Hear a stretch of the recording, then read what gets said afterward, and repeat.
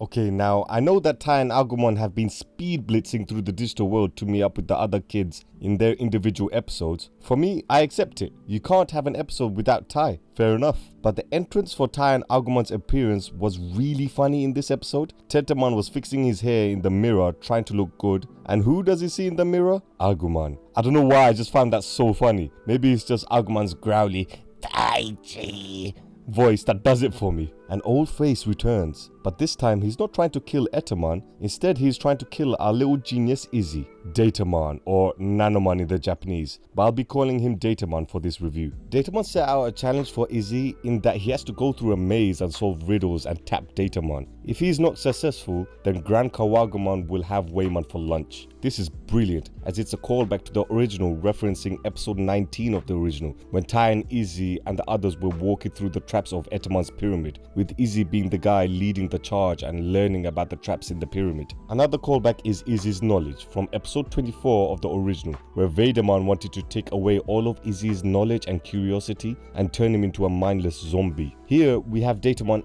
actively challenging Izzy's knowledge, but the same theme of battling Izzy's intellect is still the same. Datamon is next level creepy with all the pictures of Izzy throughout his journey in the previous episodes. But it did get me thinking. We saw a little clip of Datamon seeing through Izzy's laptop where he is going through the maze. The small camera at the top of the laptop. If Datamon is able to do this, then surely the main boss of the series is able to do this as well. Ken back in the original was able to see what the O2 cast were doing. Devimon also in this series and in the original were able to see what the Digidestined were doing. The villains always had a secret way of being able to spy on the Digidestined. So surely the main mastermind behind everything is also able to see what's going on. My guess is that the main villain is watching over them from another dimension, possibly the network world. The story right now is focusing on the Digidestined going back to previous locations, just like Izzy in this episode, where this was the first time MegaKabuterimon was formed in this location. So if the story is going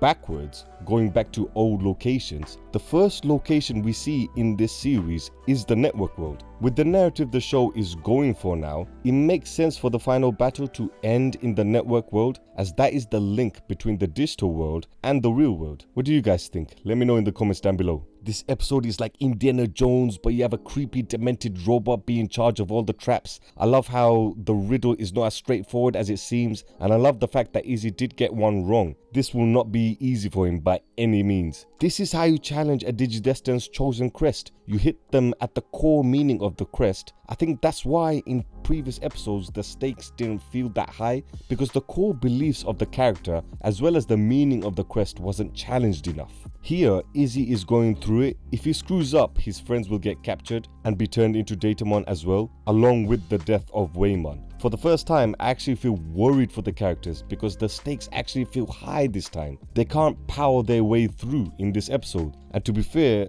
those are the best villains of Digimon, not the big boss monsters, but the ones who lay traps and are masterminding their schemes in order to beat the Digidestined. Case in point, Ken and Oikawa. I know both of them did have a face turn, but majority of the episodes in their arcs, they were the puppet master, just like how Datamon is the puppet master in this episode. Izzy, Tentomon and Agumon go through the fire riddle and end up in the last riddle. This was a callback to when Tai had to go through the electric fence to get to Sora in the original. It had the same feel as well, because they're still human at the end of the day. I know the Digidestined have the power level and the strength of the Avengers, or if you have seen the latest Fast and Furious film, the power level of Vin Diesel and his family. But they still can get electrocuted and burnt. Izzy ends up failing the last riddle, which is break the endless darkness of oneself and head past. To which Izzy found out that the riddle had a double meaning, with it being the water as well as Waymon's skin. This episode solidified that Izzy and Tentomon are the best two partners in this series, and yes, they are even better than Tai and Agumon, or even the fan favorites Mimi and Palmon, because Tentomon is actually an older brother to Izzy. Tentomon is brave and powerful, while Izzy is the genius. The scene where the bridge was on fire, Izzy was still doubting whether it can be a trap, but Tentomon had no hesitation. He just went for it, because Izzy said that this could be the right way. Or towards the end of the episode where HerculesKabuterimon came up with the plan to lure Datamon out, whilst Izzy was the one to execute the plan, making the fake visual of Waymon being burnt. That was brilliant. You don't see that with any other partners. Tentomon can even have a go at Izzy from time to time, like even in this episode. Yes, Izzy was crying, but Tentomon was saying, "Come on, let's keep going," like how an older brother would do.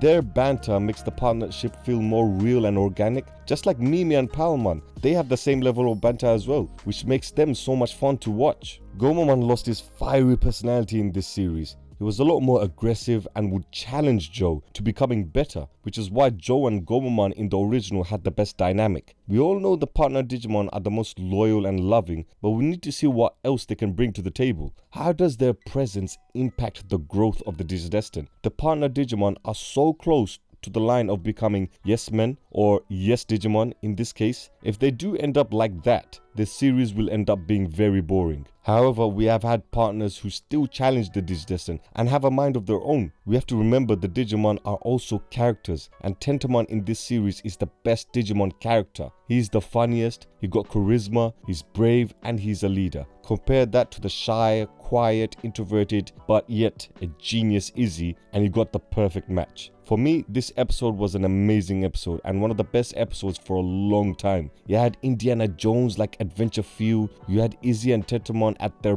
best, you had the debut of HerculesKabuterimon, and finally that heartwarming, wholesome moment with Datamon and Izzy at the end, with Datamon hugging Izzy. The only thing I would say was weak was the final battle between the two Mega Digimon and the Digivolution sequence from MegaKabuterimon to HerculesKabuterimon, but those are the smallest of nitpicks. This episode wasn't about Izzy unlocking the Mega Form. It was about the partnership of Tentomon and Izzy working together as a team to outsmart the villain of this episode. Another question for you guys before I close off this review. Who do you think is the best partnership in Digimon 2020? I said my case for Izzy and Tentomon. Now it's your turn to mention yours down in the comments below. And as I always say, care for nothing.